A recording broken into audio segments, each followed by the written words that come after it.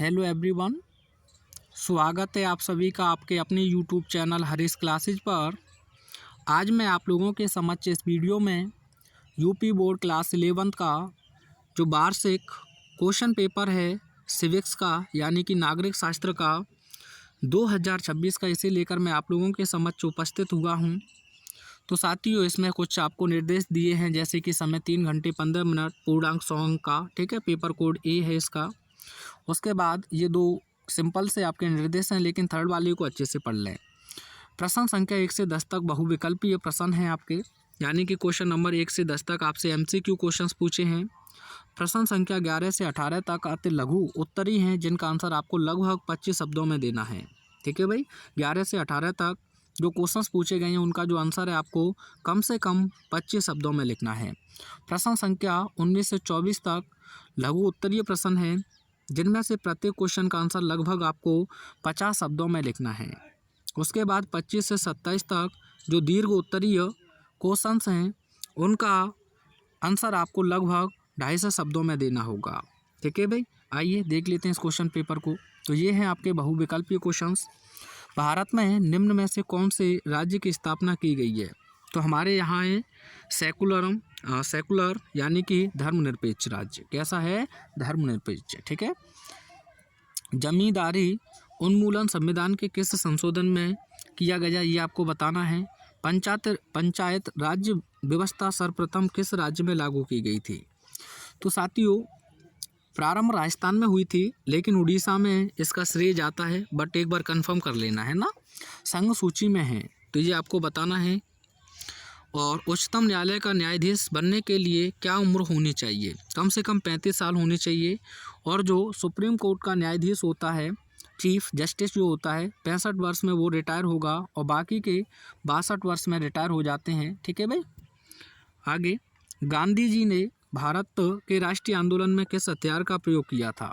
हिंसात्मक आंदोलन, प्रतिरोधात्मक आंदोलन, सविनय अवज्ञा आंदोलन, सत्याग्रह। तो साथियों, उनमें से उन्होंने सविनय अवज्ञा आंदोलन सत्याग्रह का प्रयोग किया था, यानी कि सिविल डिसोबीडियंस। केवल मांगों पर बैठ जाते थे और सबसे पहले इन्होंने चंपारण का आंदोलन जीता था। अज्ञानता के आवरण का विचार किसने दिया? ये तो देख लेना भाई। भारत में नागरिकता प्राप्त करने का तरीका नहीं है। जन्मजात, संयुक्त राज्य संघ द्वारा, राज्यकृत या पंजीकरण द्वारा। तो जन्मजात नहीं है, वो कैसे भी आप बाद से भी प्राप्त कर सकते हैं, ठीक है भाई।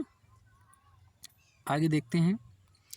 कार्ल मार्क्स ने खाईनुमा असमानता का बुनियादी कारण क्या बताया है? तो ये आपको बताना है। और अधिकार एवं कर्तव्य हैं एक दूसरे के पूरक हैं, ये सभी आप लोग जानते हैं, है ना। राइट एंड ड्यूटी एक दूसरे के कॉम्प्लीमेंट हैं। ये आते लघु उत्तरीय प्रश्न है। संविधान की एक सरल परिभाषा आपको लिखनी है। नाम मात्र की कार्यपालिका का एक उदाहरण दीजिए। राज्यसभा में कितने सदस्य किसके द्वारा मनोनीत हो सकते हैं, ये आपको बताना है। तो राष्ट्रपति के द्वारा होते थे, कितने थे बताओगे? उसे अब बंद भी कर दिया गया है। उच्चतम न्यायालय के 2 अधिकार बताने आप लोगों को। भारतीय संविधान संघात्मक एवं एकात्मक है, ये आपको बताना है। आदर्श नागरिक के 4 तत्व आपको लिखने हैं। राष्ट्रीयता के मार्ग पर उत्पन्न होने वाली 2 बाधाएं लिखनी है। धर्मनिरपेक्ष शब्द का क्या अर्थ है, ठीक है, यानी कि इसका मतलब होता है a state where all religions are practised and respected, ठीक है। यानी कि एक ऐसा राज्य जहां सभी धर्मों को अपनाया जाता हो, साथ ही साथ उनका सम्मान भी किया जाता हो। स्वतंत्रता और समानता एक दूसरे के पूरक हैं। एक तर्क देकर आपको लिखना है। आग सान सू की पुस्तक का शीर्षक क्या है, ये बताना है। ये आपके लघु उत्तरी हैं। संविधान के दर्शन से क्या अर्थ है? संपत्ति के अधिकार की वर्तमान स्थिति क्या है, समीक्षा करनी है ना। और सरकारी या आयोग की सिफारिशें क्या थी, ये बहुत अच्छा क्वेश्चन है। स्वतंत्रता एवं समानता में क्या संबंध है, ये बताना है, ठीक है भाई। और बाकी की जो क्वेश्चन हैं इनके स्क्रीनशॉट ले लेना। वैसे विजिबिलिटी ठीक है इसमें। तो आपका कमेंट आया था, अभी मैंने जस्ट वीडियो बना दिया, आपने 5 पे किया था कमेंट और मैंने ये वीडियो शूट कर दिया है।